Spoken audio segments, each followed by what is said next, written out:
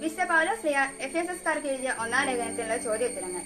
ആദ്യത്തെ ചോദ്യം, ദൈവ തീരുമാനിച്ചതിനാൽ യേശുക്രിസ്തുവിന്റെ അപ്പസ്തലനായ പൗലോസ് ആർക്കാണ് എഴുതിയത്? ഉത്തരം, യേശുക്രിസ്തുവിൽ വിശ്വസിക്കുന്നവരായി എഫെസോസിലുള്ള വിശുദ്ധർക്ക്. രണ്ടാം ചോദ്യം, നമ്മുടെ പിതാവായ ദൈവത്തിൽ നിന്നും കർത്താവായ യേശുക്രിസ്തുവിൽ നിന്നും യേശുക്രിസ്തുവിന്റെ അപ്പസ്തലനായ പൗലോസ് എന്തിനെയാണ് ആശംസിക്കുന്നത്?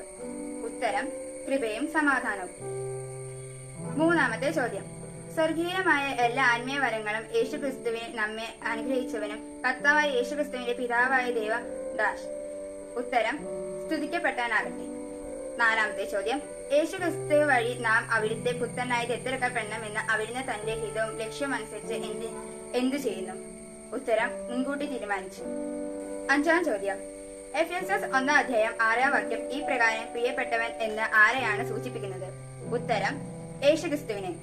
ആറാം ചോദ്യം, അവിടുത്തെ കൃപയുടെയും സമൃദ്ധിക്കൊത്ത് നമുക്ക് യേശുക്രിസ്തുവിന്റെ ഡാഷും അവന്റെ രക്തം വഴി ഡാഷും കൈവന്നിരിക്കുന്നു. ഉത്തരം, പാപമോചനം രക്ഷയും.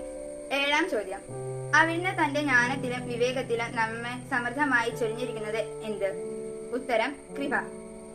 എട്ടാം ചോദ്യം, ക്രിസ്തുവിൽ വ്യക്തമാക്കിയ തന്റെ അഭിഷ്ടമനുസരിച്ച് അവിടുന്ന് എന്താണ് നമുക്ക് മനസ്സിലാക്കി തന്നത്? ഉത്തരം, തന്റെ പദ്ധതിയുടെ രഹസ്യം. ഒമ്പതാം ചോദ്യം, തന്റെ ഹിതമനുസരിച്ച് എല്ലാം പൂർത്തിയാക്കുന്ന അവിടുന്ന് തന്റെ പദ്ധതിയുടെ രഹസ്യം അവനിൽ നമ്മെ മുൻകൂട്ടി തെരഞ്ഞെടുത്ത് നിയോഗിച്ച് എന്തിനും? ഉത്തരം, ക്രിസ്തുവിൽ ആദ്യമായി പ്രത്യാശ അർപ്പിച്ച നാം അവന്റെ മഹത്വത്തിനും സ്തുതിക്കും വേണ്ടി ജീവിക്കുന്നതിന്. പത്താം ചോദ്യം, അവിടുത്തെ മഹത്വം പ്രകൃതമാക്കുന്നതിനുള്ള അവകാശം നാം വീണ്ടെടുത്ത് സ്വന്തമാക്കുന്നത് അവരെ ആ അവകാശത്തിന്റെ അച്ചാരമാണ്. ഉത്തരം, പരിശുദ്ധാത്മാവ്.